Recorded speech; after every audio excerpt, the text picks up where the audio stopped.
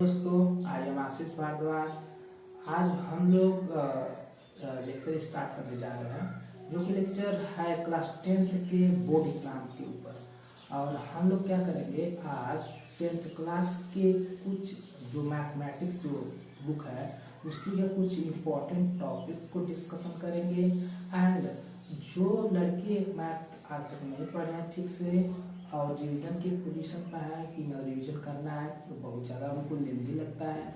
तो आज हम लोग एक एक चैप्टर को डिस्कशन करेंगे कि कौन सा इम्पोर्टेंट टॉपिक्स है और उस इम्पोर्टेंट टॉपिक्स में कौन कौन क्वेश्चन मोस्ट इम्पोर्टेंट है जो कि हर साल पूछे जाते हैं उसी टॉपिक पर। वही क्वेश्चन आज हम डिस्कशन करने जा रहे हैं। पहले तो समझते हैं, पहला चैप्टर स्टार्ट करने जा रहे हैं द्विघात समीकरण। द्विघात समीकरण में क्या इंपॉर्टेंट टॉपिक है, किस टॉपिक से क्वेश्चन पूछे जाते हैं, उसी क्वेश्चन को हम पहले बता रहे हैं। तो दोस्तों, ये इंपॉर्टेंट टॉपिक्स मैंने लिखा है और इससे बता रहे हैं कि इसमें क्या क्या इंपॉर्टेंट है। जैसे class 10th important question of class 10th maths, important topics and chapter द्विघात समीकरण मतलब बीजगणित। बीजगणित के अंदर इस समय 2 चैप्टर आएगा। एक चैप्टर है द्विघात समीकरण और दूसरा चैप्टर है 2 चर वाला रैखिक समीकरण। बट हम पहले स्टार्ट करते हैं, इससे सबसे ज़्यादा क्वेश्चन पूछे जाते हैं, 18 मार्क्स क्वेश्चन पूछे जाते हैं। और इसमें पहले टॉपिक स्टार्ट करते हैं द्विघात समीकरण का। द्विघात समीकरण में जो इंपॉर्टेंट टॉपिक है जिसे क्वेश्चन हर बार पूछे गया है, तो पहला टॉपिक है समीकरण का मूल ज्ञात करना।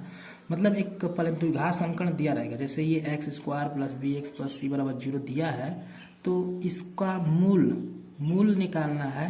वो किस तरह से निकलता है, तो यहाँ पर 3 विधियों के द्वारा हम मूल ज्ञात करते हैं। पहला मूल है गुणनखंड विधि द्वारा, दूसरा है पूर्ण वर्ग विधि द्वारा और तीसरा है द्विघाती सूत्र द्वारा। तो दोस्तों, इस पर हम लोग जो है कि एक एक क्वेश्चन करके आपको बताएंगे हम कि किस प्रकार से किया जाता है। आप इस वीडियो को पूरा देखें, लेक्चर को पूरा देखें। यूट्यूब पर वैसे बहुत सारे वीडियो मिल जाते हैं, लेकिन जो मैं ये वीडियो बना रहा हूँ ये मोस्ट इम्पॉर्टेंट इसी टॉपिक से एक क्वेश्चन जरूर मिलने वाला है। इस तीनों से एक क्वेश्चन जरूर मिलेगा, तो आप जरूर पढ़िए। और नेक्स्ट अगर बात करें, नेक्स्ट एक्सरसाइज जो 4.3 है, अगर हम एनसीईआरटी की बात करें, एनसीईआरटी की अगर बात करें, तो जो एक्सरसाइज 4.3 है, इसमें क्वेश्चन नंबर 4, 5, 6, 7, 8, 9, 10 और 11 इन सारे क्वेश्चन को आप जरूर सॉल्व करें।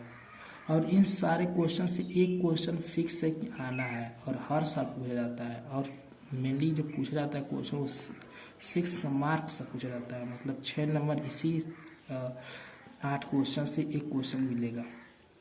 एंड नेक्स्ट जो थर्ड क्वेश्चन जो पूछा जाता है, थर्ड क्वेश्चन पूछा जाता है विविक्तर मतलब डी से प्रश्न करते हैं, डी ज्ञात करना तथा मूल ज्ञात करना और प्रकृति ज्ञात करना। मतलब विविक्तर कैसे ज्ञात किया जाता है, फिर उसकी मूल कैसे ज्ञात करने की और उसका प्रकृति क्या है वो कैसे ज्ञात करते हैं। तो जो विविक्तर का जो सूत्र होता है D = B² - 4AC होता है। तो इस सूत्र से हम लोग विविक्तर निकाल लेंगे। एंड अगर प्रकृति की बात करें तो प्रकृति कैसे मालूम चलेगा, तो प्रकृति के लिए कंडीशन होता है, जब D का मान > 0 मतलब कि प्लस में आता है D का मान, तो उसके देखो द्विघात समीकरण जो होता है, द्विघात समीकरण ये व्यापक समीकरण होता है x² + bx + c। तो द्विघात समीकरण वो समीकरण होता है जिस पर ऐसा समीकरण, ऐसा रैखिक समीकरण जिसके चर पर अधिकतम जो घात होती है 2 होती है, वो द्विघात समीकरण होते हैं। तो द्विघात समीकरण के 2 मूल होते हैं।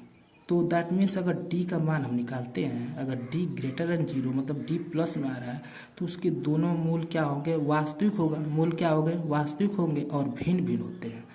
अब जब D < 0 आता है, मतलब D निगेटिव आता है, तो मूल वास्तविक नहीं होते, काल्पनिक हो जाते हैं।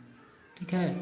एंड थर्ड जो कंडीशन होती है, अगर D मतलब विविक्तर 0 हो जाता है, अगर इसे सॉल्व करते हैं इस सूत्र में रख कर, तो इसका अगर D = अगर 0 हो जाता है, तो हम कहते हैं कि मूल वास्तविक है और दोनों मूल क्या है, समान है। और ठीक है, इसकी प्रकृति हम लोग इस तरह से 3 कंडीशन हो जाती है और D इस प्रकार से निकाल लेते हैं।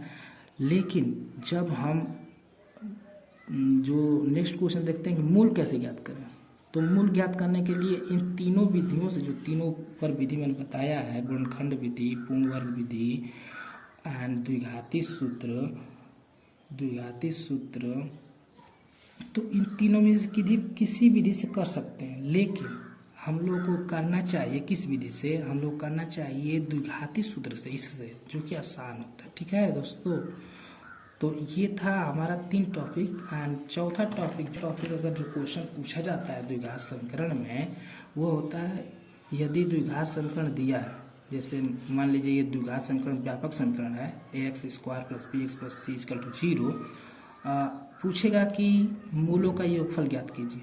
तो जानते हैं कि द्विघात समीकरण में 2 मूल होते हैं। अगर मान लेते हैं अल्फा और बीटा 2 मूल हैं, अगर वो योगफल पूछेगा तो हम सूत्र क्या करेंगे, अल्फा + बीटा = -b/a करके हम लोग क्या करेंगे, मूल ज्ञात कर लेते हैं इस सूत्र से। एंड दूसरा, अगर मान लीजिए पूछ लिया कि मूलों का गुणनफल ज्ञात कीजिए, तो मूलों का गुणनफल ज्ञात करने के लिए हम क्या करते हैं, अल्फा × बीटा, मतलब गुणनफल मतलब गुणा, तो इसका मूल कैसे ज्ञात करते हैं, गुणनफल c/a, जैसे ये यहाँ से निकालते हैं, इससे तुलना करते हैं।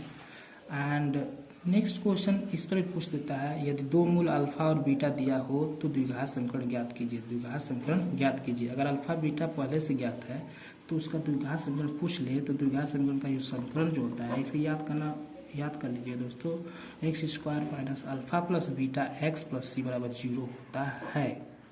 तो दोस्तों ये जो क्वेश्चन थे द्विघात समीकरण से मान के चलिए कि 10 नंबर फिक्स है कि आना है, और इससे क्वेश्चन नंबर ऑफ क्वेश्चन एक आता है कि यहाँ से 1, 2 एंड 3 एंड 4 क्वेश्चन आने की संभावना होती है, और हर साल लगभग पूछा जाता है, और इस बार भी पूछा जाएगा। तो आइए दोस्तों, अब हम लोग पहले स्टार्ट करते हैं इसका कुछ सवाल क्वेश्चन देखते हैं गुणनखंड विधि द्वारा कैसे सॉल्व किया जाता है। पूर्ण वर्ग ध्यान से देखिएगा दोस्तों, इसे मिस मत कीजिए, पूरा वीडियो देखिए। अगर ये वीडियो आपको पसंद आए, आपके पेपर के लिए हेल्पफुल रहेगा दोस्तों, इस चैनल को क्या कीजिए, सब्सक्राइब कीजिए। और दोस्तों ये अगर कोई भी क्वारी हो, कोई भी दिक्कत हो, तो मेरे व्हाट्सएप नंबर 8808389256, इस व्हाट्सएप नंबर पर आप मैसेज करके कोई भी क्वारी आप जो है पूछ सकते हैं। तो दोस्तों आइए हम लोग क्वेश्चन देखते हैं गुणनखंड विधि का पहला क्वेश्चन।